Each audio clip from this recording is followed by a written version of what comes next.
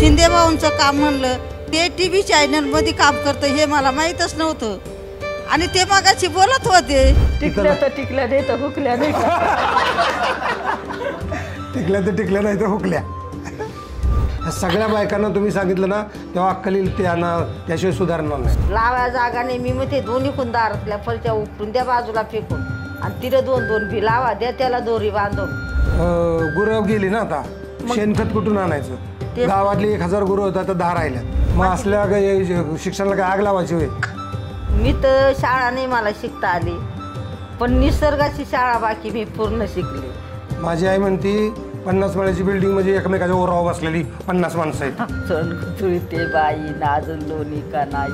काय काय काय काय काय सांगा काय. आदरणीय पद्मश्री राहीबाई पोपेरे, आपणास सह्याद्री देवराई व भारती विद्यापीठाच्या वतीने आयोजित महाराष्ट्रातील पहिल्या 2 दिवसीय बीज संमेलनात जीवनगौरव पुरस्काराने सन्मानित करताना आनंद आणि समाधान वाटत आहे.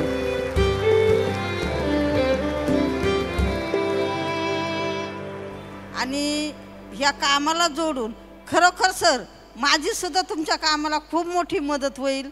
मला सुद्धा ह्या कामामध्ये खूप आवड आहे.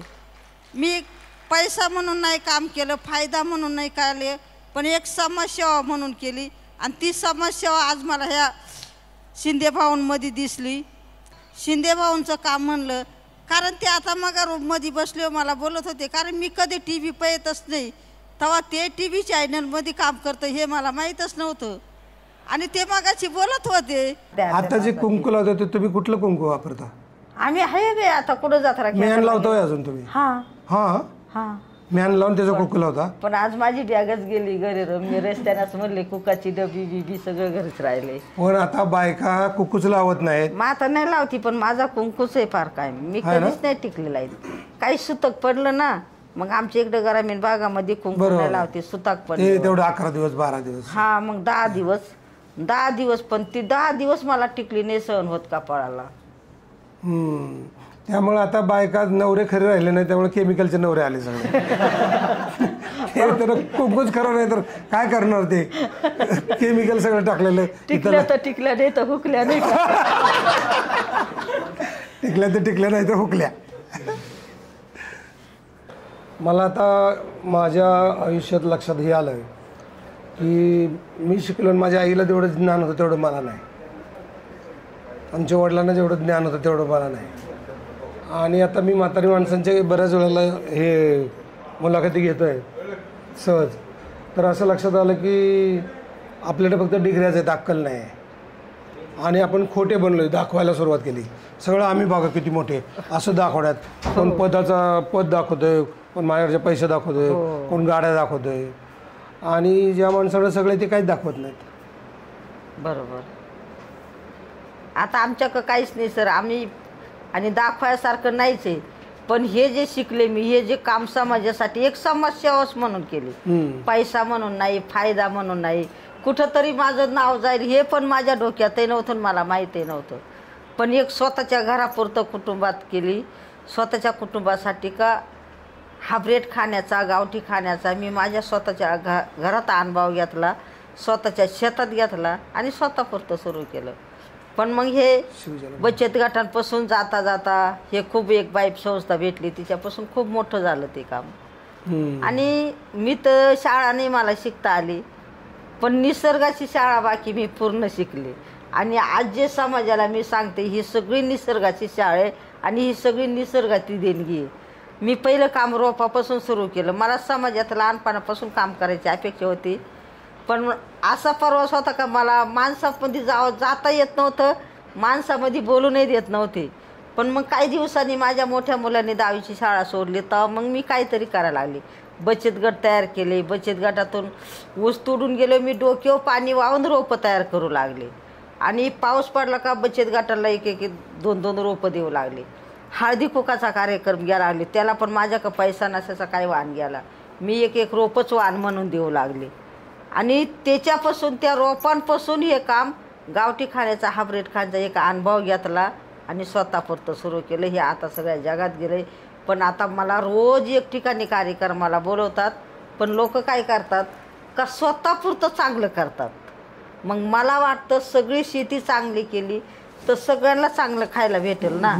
मग याच्यासाठी मी म्हणते प्रत्येक गावात एक एक रायबाई घडली पाहिजे. हे देशी बी प्रत्येकाच्या बांधापासून गेलं पाहिजे आणि प्रत्येकाचं ताट विषमुक्त झालं पाहिजे. पण त्याला मग मातीत खत टाकायचं ते गुरं गेली ना आता, शेणखत कुठून आणायचं? गावातली 1000 गुरं होतात तर 10 राहिल्यात. 10 राहिलेत. बरोबर. आमच्या गावात खायत पहिले 500 400 गायींचे कळप होते. आता फक्त गावात 2च कळप राहिलेत. मग आणि गाई म्हशी बाकी तशा प्रत्येका काय. पण शहरामध्ये राहिलंच नाही, जनावरच ठेवलं नाही या ट्रॅक्टरनी. ट्रॅक्टर सगळे ट्रॅक्टरमुळे जनावर गेली, झाडं गेली कमी झाली, पालापाचोळा कमी झाला, गुरं गेली, शेणखत कमी झालं, मग माती बिघडणार ना. मग असल्या शिक्षणाला काय आग लावायची होय? बिल्डिंगाच्या बिल्डिंगा वाढल्या नसत्या, मॉलचे मॉल वाढले. माझी आई म्हणती 50 माळ्याची बिल्डिंग म्हणजे एकमेकाच्या ओरावर बसलेली 50 माणसं आहेत. बरोबर आहे ना. आहे का नाही? आणि ह्या बिल्डिंगीनी आता महिलांचे हे गुडघे गेलेत. काही महिलांना चालता सुद्धा येत नाही. हे कशामुळे गेलेत? जो शेणा मातीच्या घरात होते ना, जो शेणा मातीचे घर, तोवर माणसाला कुठलाच आजार नव्हता. माझी सासू-सासरे कोणी 105 वर्षाचे 110 वर्षाचे होऊन मेले, पण ते मरायच्या टायमाला त्यांना एखाद 2-4 टाइम्स दवाखाना केला असेल, ते निस्ती सुया. पण असा आजार म्हणजे कधीच माहीत नव्हता आणि आजारावरूनच हे काम मी सुरू केलं. आणि परिस्थितीमुळे मला मुलं नाही शिकवता आले, पण नातू बाकी शिकवलेत. एक BA सागरी झालंय, बाकीचे ITला आहेत. तुमचा जो अभ्यास आहे, तुमचं जे बघणं आहे ते प्रत्येक गावात प्रत्येक अशा राईबाईवाची असेल तर राईबाईसारखी शिक्षण संस्था पाहिजे ना.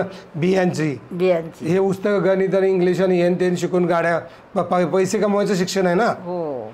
पहिली माणसांना ते कसं कमवतात पण विकायला भानगडी पडत नाही. आता दूध विकतात, स्वतःच्या पोरांना पाजत नाहीत, अन्नधान्य चांगलं कमवत नाहीत, त्याला केमिकल टाकतात, हे टाकतात आणि लय कमवतात. मग हेच केलं पाहिजे लोकांनी प्रत्येक ठिकाणी. मी तर म्हणते विषमुक्त अन्न जर आपण सगळ्यांनी कष्ट केलं पाहिजे. आजकाल कष्ट कमी. आपण बाजारात जातो, पैसे देऊन विष घेतो, ते आपण खातो, मग कुठंतरी आजाराला बळी पडतो. मग आपल्याला जर आजारापासून दूर राहायचं असेल तर आपण थोडं कष्ट केलं पाहिजे. मॅडम तुम्ही म्हणत्या कुंडीमध्ये मी फुलं वाढवलेत, हे वाढवले. कुंडीमध्ये 1-2 वांग्याची झाडं येतात, 2 मिरचीची झाडं येतात, 1 कुटुंबाची 1 टायमाची भाजी होती. पण हे प्रत्येकाने केलं पाहिजे. मी तर म्हणते प्रत्येकाच्या दारात परसबाग पाहिजे, प्रत्येकाच्या शेतात परसबाग पाहिजे, आणि प्रत्येकाच्या दारात किचन गार्डन पाहिजे. आणि आपली दारातली भाजीच आपल्या बाळाच्या डब्याला आलं पाहिजे. माझं तर हे म्हणणं आहे. आता हे लोक म्हणतात काय फरशी आता लावाया जागा नाही. मी म्हणते दोन्हीकून दारातल्या फरच्या उपटून द्या बाजूला फेकून, आणि तिला 2-2 बी लावा, द्या त्याला दोरी बांधून. आपल्याला भाजी खायला भेटेल ना, आपल्या दारात हिरवा येलही दिसेल ना. मग हे शिकलं पाहिजे लोकांनी. सगळ्या शहरातल्या बायका चायना, थायलंड इकडून आणणारी कसली ऑर्नामेंटल नावानं सगळ्या कुंड्यात लावतात. त्या सगळ्या बायकांना जरा अक्कल शिकवा. त्यांना सगळा मिरची लावा, वांगा लावा, हे केलंच पाहिजे. एक वेल लावा, त्याला दोरी बांधा. ह्या सगळ्या बायकांना तुम्ही सांगितलं ना तेव्हा अक्कल येईल. त्यांना त्याशिवाय सुधारणार नाही. सर शाळेवर आता मी तर कधी शाळेची पायरीच नाही येंगले, पण आता मोठमोठ्या कॉलेजो मला नेतात. आता शाळेपुढं जागा भरपूर असती, गेट असते नाही का. मग मी तिथं सांगते ही गेटवरून येलवर्गी भाजीपाला लावा, आणि ह्यामधून फुलाचे झाडं, शोचे झाडं थोडे कमी करा, त्याच्यातून भाजीपाला लावा. मुलांना माहीतही होईल आणि खायलाही भेटेल. काही शाळेनं माझ्याकडून भाजीपाला नेलाय तर ते मुलं स्वतः पिकवतात, कारण त्या मुलांचा पण मातीमध्ये हात जातोय ना. काय म्हणतो तुम्ही सांगा ना, शिक्षण संस्थेमध्ये दाखला, जन्मतारखेचा दाखला दिल्याशिवाय ॲडमिशन देत नाहीत का नाही? हो ना. तसं तुम्ही देशी झाडाचं बी, एक तरी बी आणल्याशिवाय तुम्हाला ॲडमिशन नाही. हो येतं खरे. हा असं केलं तर काय होईल? नाही केलंच पाहिजे. म्हणजे सगळ्यांना बिया कळतील ना, बिया कळतील आणि बियांचं झाडाचं महत्त्व पण कळत. तर आमच्या लहानपणी आमच्या ज्वारीची कणस काढताना जे आकडे असलेलं असायचं ना, असं वाकडं ते कापून बाहेर लावायचं. ते तर आई म्हणायची की ते चिमण्यासाठी असतं. ते त्याच्या कशासाठी तसं पडलं? ते चिमण्यासाठी नाही, मग ते गावोगाव होतच. ते संस्कृतीच ती होती ना, ती संस्कृती टिकवणं गरजेचं आहे. आता आपण सणवार नाही टिकवले. पूर्वी सणवार साजरे व्हायचे, ते कंस अटकावायचे, ते नवे दाणे शेतामध्ये व्हायचे, ते घरात आणायचे, त्याचा निवद बनवायचा, तो देवाला दाखवायचा, तेव्हा ते दाणे खायला सुरुवाती करायची. हे आता काहीच राहिलं नाही. आता 4 कंस टांगले तर कशाला जाऊ दे, तिकडे खाऊन घेईल काय आपण असं म्हणतो. संध्याकाळचं भात कांडण, पाटी दळण, ते लोणी काढायचं, अन्न ते ताक करायचं, घुसळण घुसळी ते बाई ना अजून लोणी का नाही. काय काय काय काय काय सांगा काय काय म्हणतात, काय म्हणते तुला? नाही ताक करताना अशा गाण्या म्हणायच्या म्हणजे पहिल्या बाया. काय काय घुसळण घुसळी ते बाई अजून लोणी का नाही. घुसळती बाई अजून लोणी का नाही. जात्यावरचं गाणं एखादं? जात्यावरचे आहेत सर. आता पहाटी 1 मायला उठली ती गाणं म्हणायला आली का दुसरी उठायची, तिसरी उठायची, म्हणजे अशा भरपूर. त्यावेळेस सण होताना ते सगळे गाणी भारी असायचं. शिमगेच्या टायमाला प्रत्येक सणाचं गाणं, नागपंचमीला नागपूजा गेलं का ते वेगळेच गाणे, होळी पेटवायला गेले का होळीचे वेगळेच गाणे. माझे नेले होते आपल्या महाराष्ट्रातून बाहेर त्या लोकांनी त्या गाण्यावर, त्यांना किती 3रा क्रमांक भेटला म्हणतात. होय. हा पंचमीची वेगळीच, पंचमीची वेगळीच, म्हणजे असे. आणि पारंपरिक वर्षाचं गाणं ते वेगळं, म्हणजे एकाच गाण्यामध्ये सगळे सणवार येतात. माहिती आहे तुम्हाला? हो सांगा. ते वर्षाचं गाणं सांगू का?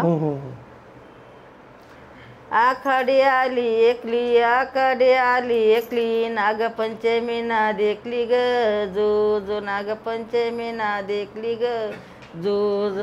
नागपंचमीचा डोळा, नागपंचमीचा डोळा, सव चालाय पळण काय बाई, सव चालाय पळण काय बाई. पोळे चिलेले चित्र, पोळे चिलेले चित्र, आली वडिलाची पित्र काय बाई, आली वडिलाची पित्रा काय बाई. पित्राची निसली डाळ, पित्राची निसली डाळ, आली गटाची माळण काय बाई, आली गटाची माळण काय बाई. माळीला पडल्या गाठी, माळीला पडल्या गाठी, दीपळीनं केली दाटीन काय बाई, दीपळीनं केली दाटी काय बाई. दीपाळीचा दिवा, दिवाळीचा दिवा, वांगसट घेती दावा काय बाई, वांगसट घेती दावा काय बाई. वांगसटीचं वांग, वांगसटीचं वांग, तिळसंक्रांत बामण सांगन काय बाई, तिळसंक्रांत बामण सांग काय बाई. तिळसंक्रांतीचं सुगाड, तिळसंक्रांतीचं सुगाड, माई पुण्यवाली दुगाड काय बाई, माई पुण्यवाली दुगाड काय बाई. माई पुनवाची वंबी, माई पुनवाची वंबी, शिमगा खेळ जोंबी काय बाई, पुढं शिमगा खेळ जोंबी काय बाई. शिमग्याचं कितड, शिमग्याचं कितड, पुढं पाडवालाय नेतड काय बाई, पुढं पाडवालाय नेतड काय बाई. पाड्याची उभरीत होते गुढी, पाड्याची उभरीत होते गुढी, आखाजानी मारली उडी काय बाई, आखाजानी मारली उडी काय बाई. आखाजाची करा केळी, आखाजाची करा केळी, जत्रा आल्या खेळ खेळी काय बाई, जत्रा आल्या खेळ खेळी काय बाई. जत्रात घेत होते डावना, जत्रात घेत होते डावना, पुढं पाऊस आलाय पावना काय बाई, पुढं पाऊस आलाय पावना काय बाई. पावसाला वाटीत होते शेरण्या, पावसाला वाटीत होते शेरण्या, आल्या खोरासण्याच्या पेरण्या काय बाई, आल्या खोरासण्याच्या पेरण्या काय बाई. खोरासण्याची भाजी कडू, खोरासण्याची भाजी कडू, खोसला वणीचा चोडण काय बाई, खोसला वणीचा चोडण काय बाई. किती पाठ बसतंय अजून तुमचं, एवढं भारी, इतकं भारी आहे. आणि गोडवा किती आहे, चालीला गोडवा लय छान आहे. जंगल सारा आपलाच आहे रे, वन लाईला वनवा लावायचा नाही रे. जंगल सार आपलंच आहे रे, वन लाईचा वनवा लावायचा नाही रे. जंगल आपली मावली, ज्याची सुखाची सावली, जंगल आपली मावली, ज्याची सुखाची सावली. त्या सावलीचं सुख वेगळंच आहे रे, वनलाई लवणवा लावायचा नाही रे, जंगल सार आपलंच हाय रे, वनलाई लवणवा लावायचा